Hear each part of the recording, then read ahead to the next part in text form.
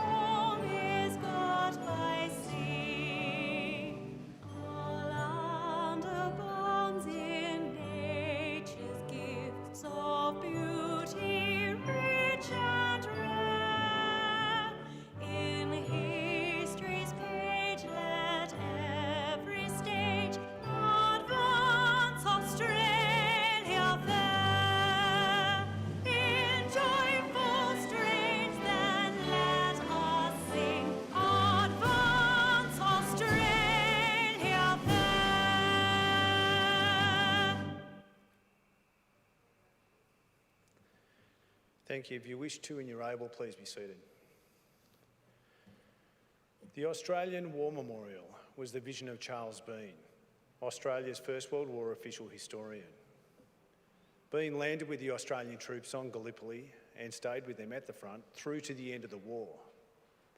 The idea of this national memorial and museum came to him at Pozières, France, in the depths of the bloody fighting of 1916.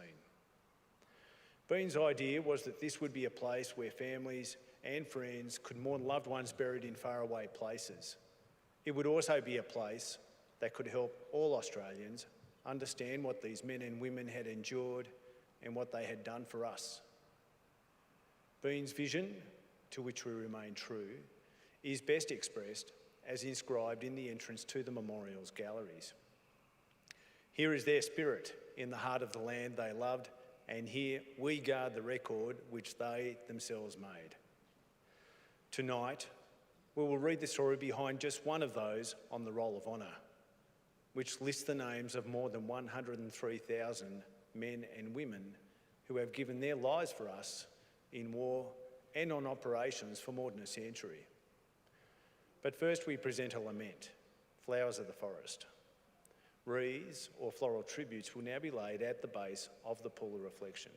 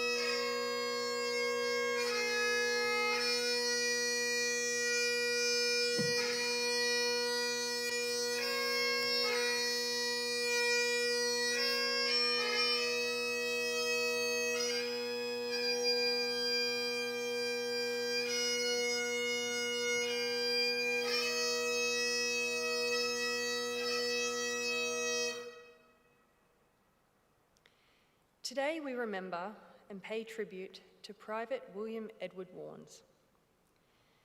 William Warnes was born in about 1890 in Victoria. The exact details of his birth are unknown, as he became a ward of the state soon after he was born.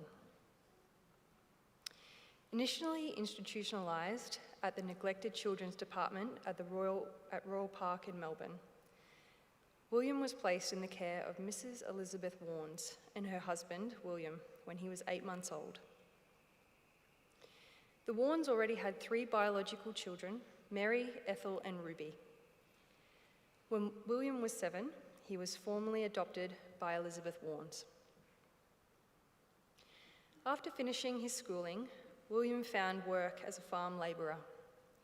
His adoptive father died on the 18th of February 1912, a loss that was felt deeply by Elizabeth, William and his 3 sisters. William enlisted in the Australian Imperial Force on the 18th of September 1914. He was assigned to the newly formed 14th Australian Infantry Battalion with the rank of private and commenced training at Broadmeadows Camp on the outskirts of Melbourne.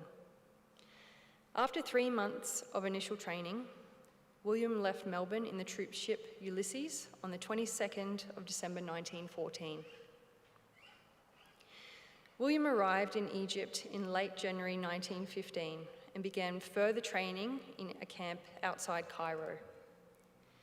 The 14th Battalion left Egypt for Malta in early April as part of the Mediterranean Expeditionary Force, undergoing preparations for the planned Dardanelles campaign.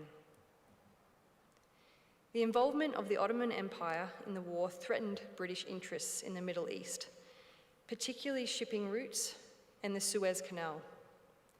The landing of troops on the Gallipoli Peninsula was part of a wider British naval operation, which aimed to force the Dardanelles Strait, capture the Turkish capital of Constantinople, and force the Ottoman Empire to withdraw from the war. The 14th Battalion landed at Anzac Cove on the afternoon of the 25th of April 1915 as part of the 4th Brigade.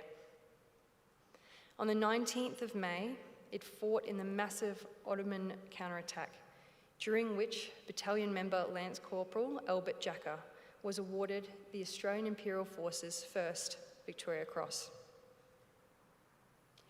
Over the next few months, the battalion was heavily involved in establishing and defending the Anzac Line on the peninsula, moving between frontline trenches and bivouacs around Reserve Gully.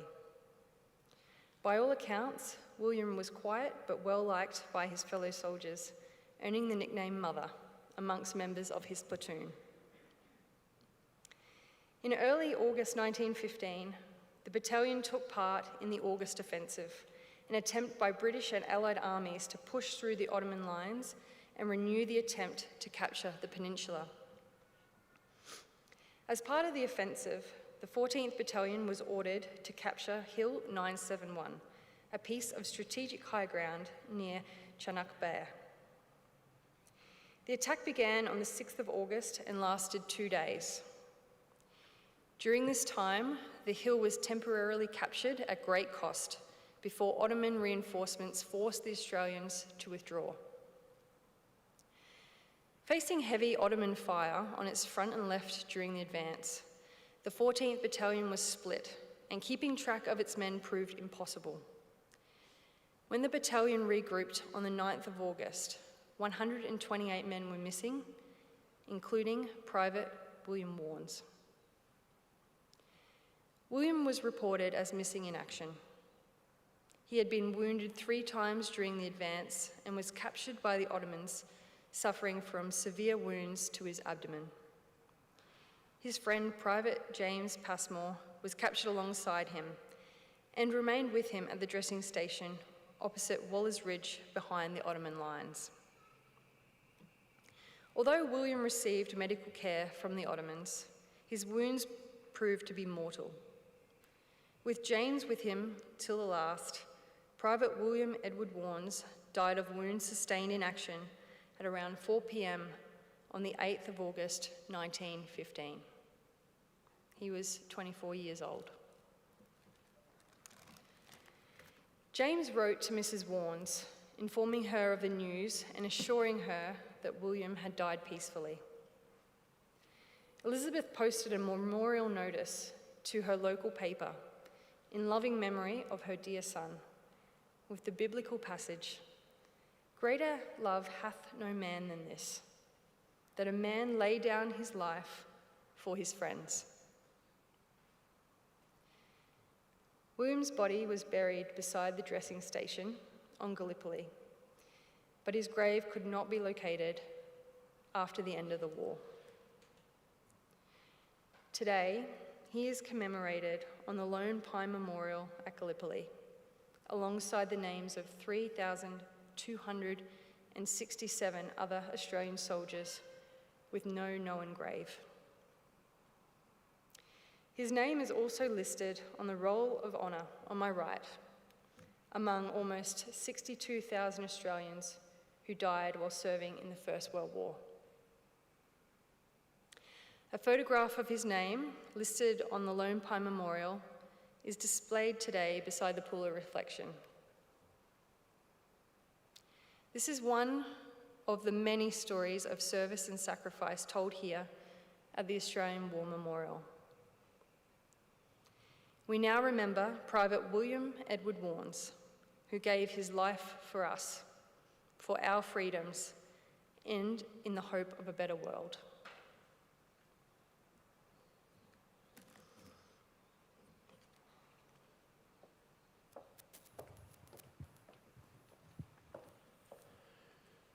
Please stand for the reading of the Ode and sounding of the last post.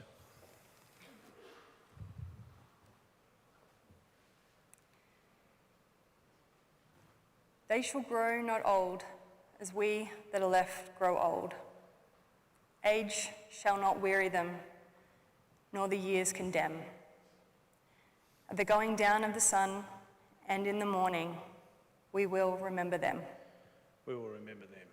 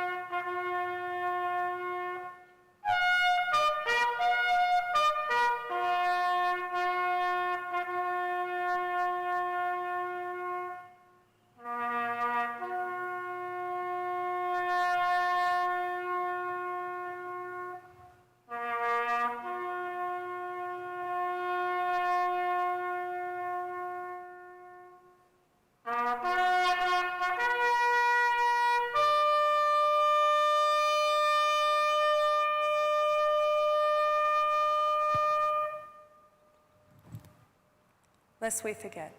Lest we forget.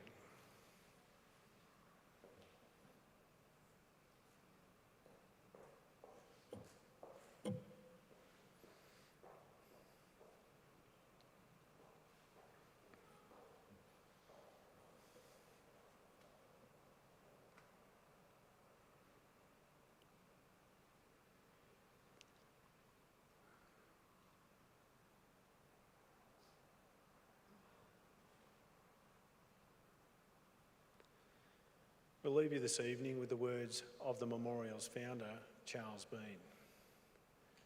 Many a man lying out there at Pozières or in the low scrub of Gallipoli, with his poor, tired senses barely working through the fever of his brain, has thought in his last moments, well, it's over. But in Australia, they will be proud of this. Ladies and gentlemen, girls and boys, that concludes the last post ceremony. On behalf of the Director, the staff and the volunteers, thank you for visiting the Australian War Memorial today. Wish you all a very pleasant evening. Thank you.